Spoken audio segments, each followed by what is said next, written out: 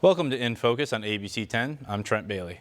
2020 has been a big year so far with the COVID-19 crisis impacting almost everybody in one way or another. But will it impact our elections? Houghton, Menominee, and Mackinac counties will all be having some elections on May 5th, which is now less than 2 weeks away, and there are still 2 other statewide elections happening this year. Today, you'll be seeing a conversation I recently had with Michigan Secretary of State Jocelyn Benson about how the coronavirus will impact going to the polls, as well as several other topics. Here is that conversation. Enjoy. So how have you been doing in all of the COVID-19 craziness that's going on right now? I've been like everything and everyone, you really see the best in people and then the not so best in people in times like these. Right. And so we're seeing that. But I've been really encouraged by the great leadership our governor is showing and the work that we're doing with clerks all around the state, including in the Upper Peninsula, to keep the trains running, essentially, to keep democracy on time and all the rest. So it's certainly been, a heightened challenge for all of us, but we're, continuing to meet those challenges, I think, and move forward. Right. And one of the things that is a really big deal, there's going to be elections that are coming up. Yeah. As far as immediately, in less than 2 weeks, there's going to be some primaries happening. Not so much around the Upper Peninsula as there is downstate. There's only, I think, a few counties that have some smaller elections going on. But for the people that are in those counties that are supposed to be going out to the polls, what can they expect to see or to have happen, at these polls when they get there for these primaries? Which some of them are actually pretty important. There's a lot of school districts that are having their board of education and stuff like that, or the city council. These are important for the local governments and municipalities. What can these people expect when they get out there in less than 2 weeks? Well, first, every registered voter in a jurisdiction that's having a local election on May 5th was mailed a application to get a ballot so that they could have that ballot sent to them and they could return it and they could vote from home. So we've really, myself and the governor have worked to make sure this local election is one in which people are able to vote without leaving their home, essentially. And we were able to do that because citizens have a right to vote from home in Michigan. So we've really just worked to make that right more accessible for everyone.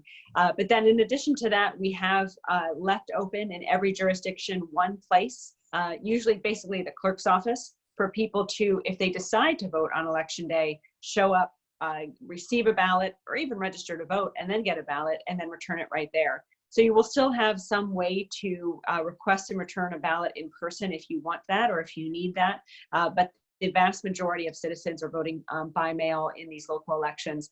And we've seen higher turnout as a result, which also has been really encouraging. We're still about a week and a half out, and in about 200,000 or 250,000 of the 750,000 voters registered to vote in one of these elections has mailed back a ballot, which is already higher than most people typically participating in these local elections. So that's a great thing to see as well.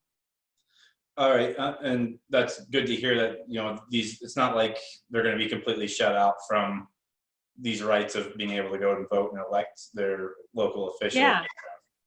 We feel it's really important that no one has to choose between their health and their vote. And based on the laws we already have in Michigan, no one has to. Unlike Wisconsin, where the vast majority of people vote in person, here in Michigan, you have a right to vote from home. So we're able to prepare and make that right real for everyone so that you can, again, vote, have your voice heard without even leaving your home. And it's been a big debate, not just in the state, but nationally, about voting by mail and the security of it and all of these other issues that may pop up. Well, I know, especially since 2018, at the very least, when there was the Prop 3 that was passed, I know now that you can absentee vote a lot better. What is in place here that is going to make sure that these are safe and secure elections and there's not fraud going on? Well, two things. One, really voting by mail is one of the most secure ways to vote because number one, paper ballots cannot be hacked. They are paper ballots. You've got a paper trail, and so you can ensure the accuracy of the results. But then secondly, everyone voting by mail is required to sign the outside of the envelope in which they're returning their ballot. and that signature is then matched to whatever signature they used when they registered to vote. And it's a signature form of identification is one of the most reliable ways to ensure someone is who they say they are, because it's, if nothing else, so much more difficult to forge a signature than it is to create a fake ID. We actually feel it's a lot more secure than some other methods of voting in other states. And I think you'll see more integrity in our elections as a result. And also in Prop 3, there was several things that happened in that kind of changed and expanded our voting rights in the state. One of them being like the same day registration. What's going to happen for some of these people that may not be registered, or they just turned 18, something along those lines, where this will be their first chance, but this is going to be a little bit different than how it always has been done. So what happens for these people that aren't yet registered, so they haven't had something mailed to them? Right. What's going to happen with these people? Two things. One, we now have online voter registration in Michigan. You can go to michigan.gov/vote and register to vote online. And if you do so within the next few, or within the days leading up to an election, that will also be considered a request to vote in that election, and you'll be automatically sent a ballot to your home that you could then complete and return, and the postage is prepaid. But secondly, if you aren't able to register or vote online for whatever reason, you still have the option to go to your clerk's office and register to vote at any time up to and on election day. And when you register to vote in person, that is also considered a request for an absentee ballot, in which you'll get that ballot and you can return it right there. So we do want to make sure, even if someone's not registered, they still have the ability to do so and vote in this election. I want to shift gears a little bit, but it's kind of along the same lines as voting, is the Commission for Redistricting. I know that you guys are getting a lot of applications for people to be on this commission right now. I just printed out the thing that was last updated in April 13th here. It seems like there's so many people that are being, or that are sending in these applications. They want to be a part of this process, and eventually it's only going to come down to what, like 15 people or so in that range. 13, yeah. Yeah, 13, yes. So how is it going to go from, you're close to 5,000 people. How does that get narrowed down to 13? Yeah, it's really exciting. Actually, right now, almost 7,000 people have applied. You still have a few more weeks to apply. The applications close June 1st, and you can apply online at redistrictingmichigan.org. All the information is on that website. So you've got a few weeks left to throw your hat in the ring.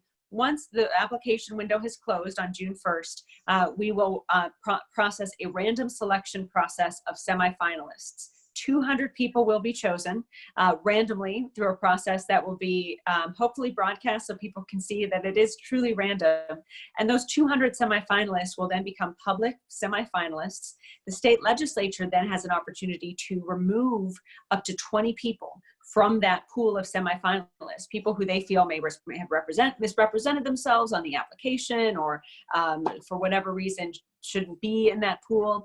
And then the 180 remaining in late summer will go into another round of random drawing, and we will select 4 Republicans, 4 Democrats, and 5 unaffiliated applicants, and they will be the 13 commissioners who will have the power and authority to draw the congressional districts and our state legislative and Senate districts for the next 10 years. So it's a huge deal, a massive responsibility, the first time we've ever done anything like this in our state. And it's been really encouraging so far to see so much enthusiasm. I've got a lot of confidence in the process. We've got a lot of smart people from both sides working on it, and the public's been very engaged throughout. So I'm optimistic we're going to see some of the most fair and impartial districts coming out of this process. And the next step, of course, is just to get those folks selected and get them to work. And that also really goes hand in hand with like how the census is going right now. Yeah, absolutely. Because the population changes will determine how many districts, where they are at, and everything like that. Right. I don't know how much you can talk about the census right now. Oh, I just did a town hall last night in Jackson with the Lieutenant Governor. Oh, perfect. So my census2020.gov is where we're asking people to go to fill that out if you haven't already. We're in the top 5 states nationally in terms of responses. We want to get to number 1 or 2. Minnesota's number 1. We can beat them. But go to mycensus.gov and you can fill your census out if you haven't already. Yeah, and that was going to be one of the questions I had, especially with everything that's going on right now. There's not as much, people going out and knocking on doors, and I've had that happen in the past where I was living, Yeah. and stuff like that. I know the town that we're in right now has less than half of the people have actually done their census work, or filled out their census and responded to that. What is I don't know if you want to talk. I know you just said online; they can do it online, which makes it very easy. But also with the redistricting and everything that's going to be happening once it's all done, just how important it is for people to make sure that this gets done, to have like a real count of the population here. Yeah, because it's not just about your political representation and making sure that the Upper Peninsula, but all around the state, everyone has the representation they deserve in Lansing and in Washington, D.C. It's also about money coming back to your communities. I mean, $30 billion came back to Michigan in 2016 alone, just based on census numbers. We received this year $11.2 million to run elections in Michigan, which is significant, but only because of the number of people that completed the census form 10 years ago. So much money is allocated to the UP, to our entire state, based on the numbers of people who live there, and those numbers are defined by who fills out the census. I think some people have estimated that we bring almost $2,000 back to our communities to every person who fills out the census. So know that your time is valuable. It takes 5 minutes to complete, and then you'll see increased political representation and influence, and more money coming to your community as a result of you completing the census. And yeah, like I said, it definitely goes hand in hand with the redistricting that would be happening. Yep. And I know I've read about it already in the redistricting thing, but regionally, how is this going to be represented? If there's only 13 people, how will the Upper Peninsula be represented in that? Or is that something that with the luck of the draw, it might happen to where there are 1 or 2 people from the Upper Peninsula on there?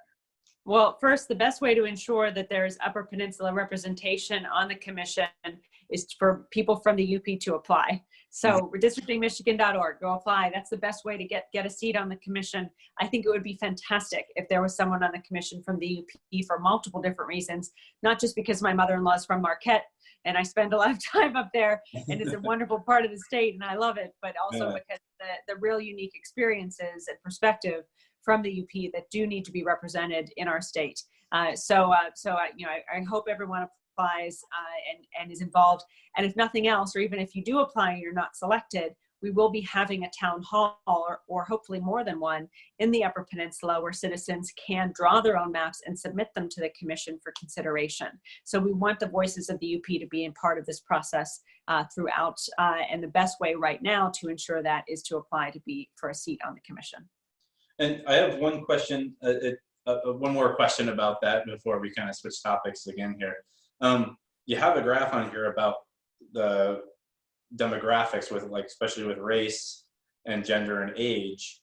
How are these going to be played into or plugged into the final calculations? I mean, it says here that there is only 9% African American that's been applying for this. And that would be disproportionately representative of Michigan as a whole, almost half of them are over 65 years old. Yeah. How is that going? Is that there going to be certain weighted areas in the selection process, or not? Well, the Riemann LLC, which is the firm that we've contracted to do the random selection, it will be evaluating the different demographics you've talked about and ensuring through weighting and other statistical analysis that the random selection process enables that type of representation of all the demographics because it's required in the constitutional language. The language creating the commission says not just that you have to have 4 Republicans, 4 Democrats, and 5 independents, but you also have to have a commission that adequately and accurately represents the demographic makeup of the state based on gender, based on race, and based on geography. So that's why, for someone applying from the Upper Peninsula or Northern Michigan, there will be additional consideration or weight given to their application if they're one of a few or a handful, because we want to ensure that the voices throughout the state of every geography are fully represented. I just want to bring up something that's kind of a little bit more day-to-day in people's lives, are Secretary of State's offices that are all around the state. And right now I know they're doing very limited things in-house. And I know you're doing a lot more online there. People can go there a lot more online. What's something that, especially with the extension of the stay-at-home order and things that are going to be happening as this all unfolds, what can people expect about going to these offices around the state? I think two things. One, if you have a license or a plate that expires before June 30th, meaning anytime between March 1st and June 30th, when the stay-at-home order began, you don't have to worry and you don't have to get it renewed until the end of June. So you have some time. The governor extended all expirations until June 30th. However, if you'd like to renew your plate or license right now, you can do so online, expressos.com. You can also go to a Meijer or a Kroger, and you can find the locations on our website, michigan.gov/SOS. And there are self-service stations that enable you to renew your plates and get your stickers right then and there. So right now, those are your options. Wait, go online or go to one of these self-service stations. If you're an essential worker and you need or have some sort of emergency need right now, you can, there are limited hours in some branches where we're making appointments for people who need that access. Contact your employer if that's the case. And we're working with the chamber and other employers, hospitals, to make sure that people who still need access to various other things can get them. Finally, once we start to reopen, and you see with the governor's executive order, current executive order, we're going to start loosening restrictions, hopefully moving in the right direction. We're going to start reopening our branch offices in a limited way with appointments only to avoid crowding in the offices, but keep track of that at michigan.gov/SOS. If you want to get a jump start and make an appointment for June or July or August, you can do that now. You can make an appointment up to 180 days in advance. So my hope is that we will be open then, and you can already pick a slot right now to make sure that when that day rolls around, you can get your business done without having to wait in line. Is there going to be things put in place at these offices? I mean, we've all been there where you take a number and you're shoulder to shoulder in the office with people just waiting there for a long time. Is there going to be new things put in place even after, if everything goes away tomorrow, about sanitation, keeping the workers safe, keeping the people in there safe? Is there going to be new things put in place now stemming from what's going on right now? Yes, just as with our elections, we're going to constantly be re-examining the health and safety guidelines of our government, as well as the needs of our employees and the public. And our appointment system, frankly, actually enables us to eliminate the opportunity for people to walk in and crowd the office by requiring everyone to make an appointment ahead of time. So at the very least, in the interim, when we begin to reopen, we will likely just be by appointment only, although we're still looking into all of that. But that's how we'll avoid the scenario you talk about. We'll certainly loosen more restrictions and create more opportunities as the governor loosens restrictions across the board. But your best bet for getting your business done with the Secretary of State is to make an appointment for whatever you need. And appointments are available for all services in every office. Now, in our Upper Peninsula offices, appointments are readily available. Oftentimes, not needed, because as I visited many throughout my time as Secretary of State, there's very few times there's a line.